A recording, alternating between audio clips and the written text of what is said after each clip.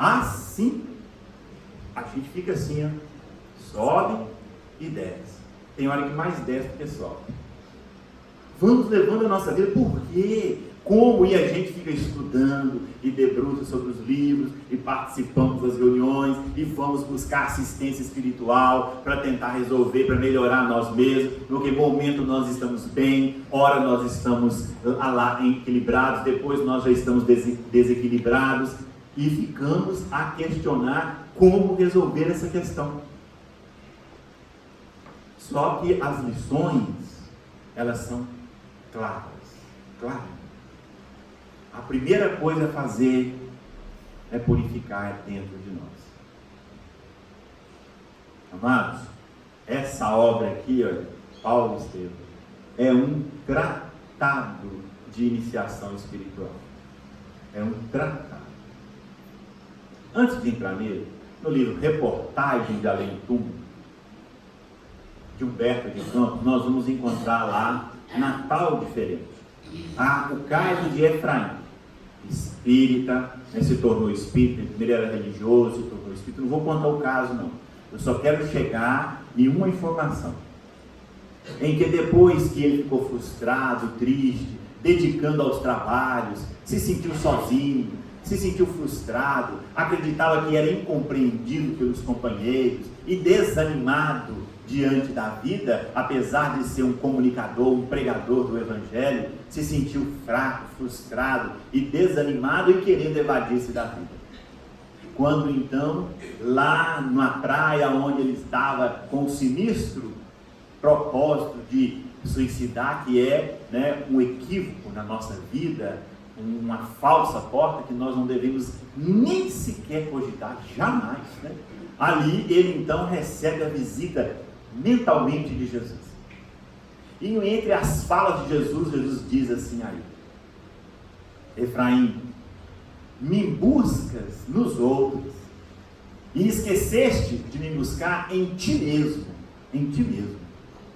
Normalmente o homem só me encontra depois de perder tudo, na escura câmara interna, e fala assim: tenho um santuário em cada coração. Mas normalmente o homem enche esse santuário de detritos, dificultando o encontro comigo mesmo. Aí nós temos a informação de um outro espírito falando desses detritos, dessas imperfeições que nós carregamos dentro de nós. Nessa obra Paulo Estevam, nós vamos encontrar também Saulo, E aí, depois que ele... Veja bem, olha, primeiro é que a obra é assim. Ela inicia introduzindo uma família judia. Entre essa família nós vamos encontrar o pai e 2 filhos, Gesiel e Abigail. 2 almas nobres, prontas, podemos dizer assim, prontas.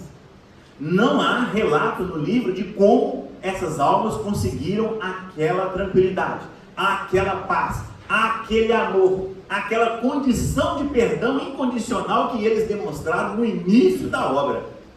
A família sendo massacrada, dizimada, e eles com uma confiança em Deus perfeita.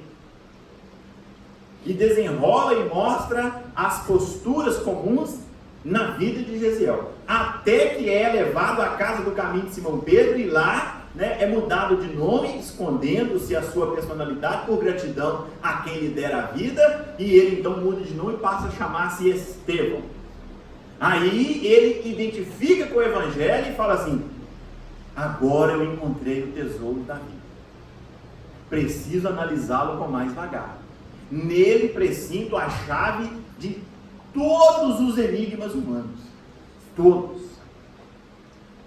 Nós podemos andar, nós podemos buscar, fazer faculdade, curso, universidade, local nenhum nós vamos encontrar substância, recurso para a construção do reino de Deus, a não ser no Evangelho.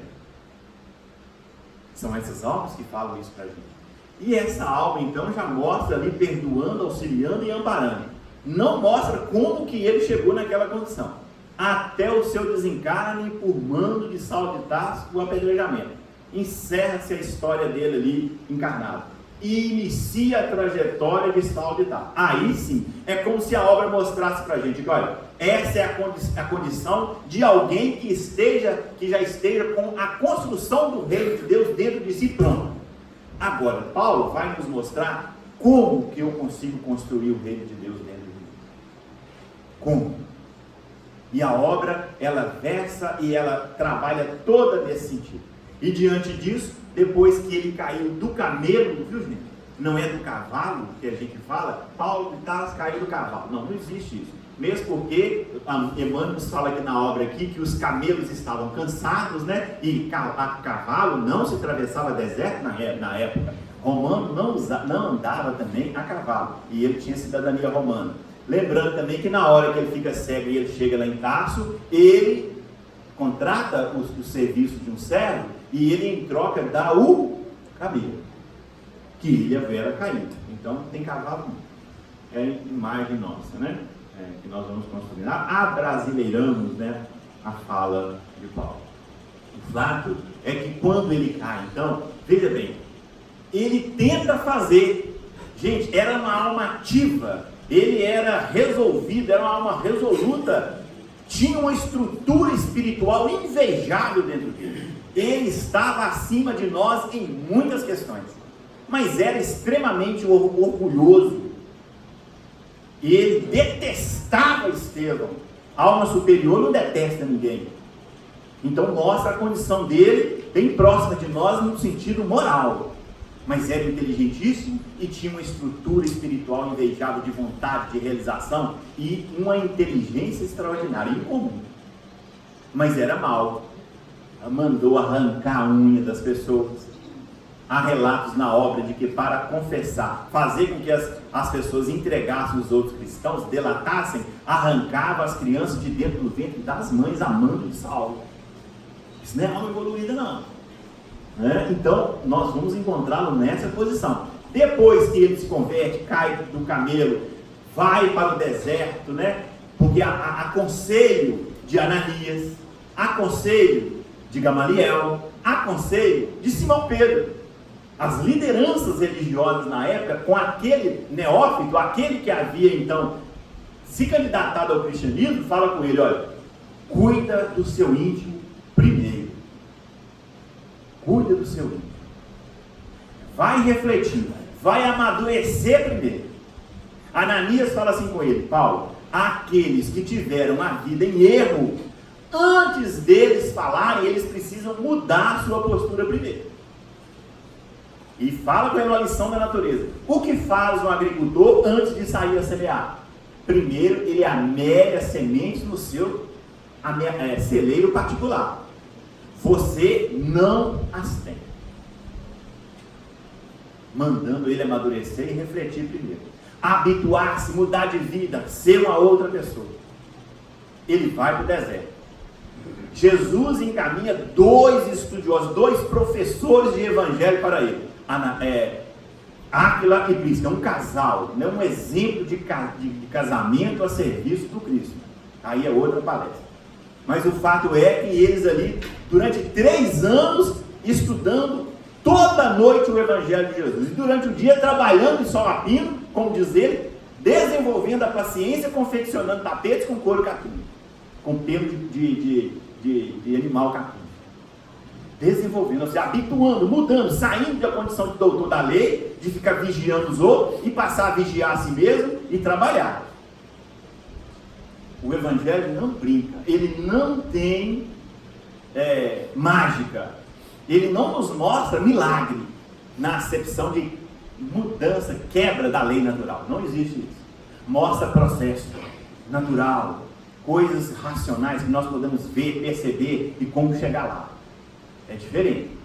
Então por isso que a fé não é cega. Eu vou, Deus há de me ajudar. Eu que sou religioso, eu vou fazer isso e vou assim, a cega, tá? Então vai. Não funciona. É trabalho, é luta, é esforço próprio dentro de nós. E aí ele fica 3 anos. Depois de 3 anos ele volta de novo. Vai nos amigos, todos fecham a porta. Aí ele desistiu de ser doutor da lei, ele virou um tecelão, ele perdeu os amigos, ele vai na casa do caminho, também fecham-se as portas para ele, todos olhavam para ele assim de soslaio, era um perseguidor, e ele fica sozinho, sem dinheiro, magro. Na hora que ele adentra a casa do caminho, nessa hora, depois de 3 anos de deserto, de trabalho e andando o tempo inteiro, Emmanuel nos fala que ele chegou e bateu a porta da casa do caminho, pele e osso. Gente, nós que estamos querendo emagrecer, é um regime santificado de emagrecimento, se nós fizermos, só isso, né? Aí você paga caro, vai lá e consulta o nutricionista, paga caro, faz isso, compra, e não resolve. É ser bom, né? Ser bom, dedicar-se ao bem, estar trabalhando para servir, comendo fruta silvestre no meio do caminho, auxiliando. É assim que ele conseguiu. Veja bem que a hora que ele adentra, mesmo assim, a índole dele era de fazer. Ele queria fazer uma agitação em Jerusalém. Aí Pedro lhe aconselha a acalmar. Ele já tinha ficado no deserto. Aí ele vai na família. A hora que ele chega na família, que era o pai, o restante, o pai esperava o furioso. Gente, que decisão! Eu chamo essa lição de prova de fogo. Porque que a hora que ele chega diante do pai, que havia o criado para ser alguém, o pai queria que ele fosse destaque, queria que ele galgasse os postos. Não criei o filho, não investi no filho, investiu pesado. Saulo falava uns 5 idiomas. Ele havia estudado na melhor universidade em Tarso. Deu tudo para ele. E ele era atleta, né? Ele tinha treino militar. Ele era casto, ele não tinha vícios. Ele era jovem, aí mais ou menos estava com seus 30 e poucos anos. Corpo atlético, sarado, bonito. E o pai querendo, e agora você debandear para esse povo? Para esse bando de miseráveis? Você vai fazer esse desgosto com seu pai? É como se o filho estivesse hoje estudando em Harvard para ser um juiz e simplesmente abandona tudo e vai ser passista no centro espírita, largando aqui tudo. Você está doido? Mais ou menos assim. Aí ele fala: meu pai, eu vi Jesus. Deliras, blasfemas. Como que pode acreditar? Um homem que morreu entre 2 ladrões, que foi condenado pelo Sinédrio, que você é membro? Você está louco, pai? Diante do pai. Aí o pai fala, ele fala: meu pai, me perdoe. Pai, eu estou cansado, pai. Todas as portas se fecharam para mim. Não me expulse também. Deixa eu ficar, me acorde. Eu não estou te expulsando. Você que está escolhendo. Eu não posso abdicar de Jesus. Ah, não? Que procure em Jesus então os recursos. Fala assim para ele. Que procure então nele os recursos. Paulo pensou e falou: ele está certo. Jesus há de mim dar os recursos. E começa a andar.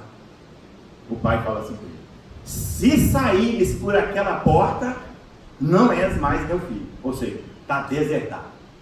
Ô gente, uma fortuna imensa, muito dinheiro. Nós estamos brigando, lutando para aparecer algum antigo velho lá que morreu lá não sei aonde, deixou herança para a gente, né? Nós estamos doidos querendo aumentar o nosso dinheirinho. Paulo, uma herança extraordinária, uma capacidade. Simplesmente, se você sair, está desertado. Ou eu, ou Cristo. Saiu.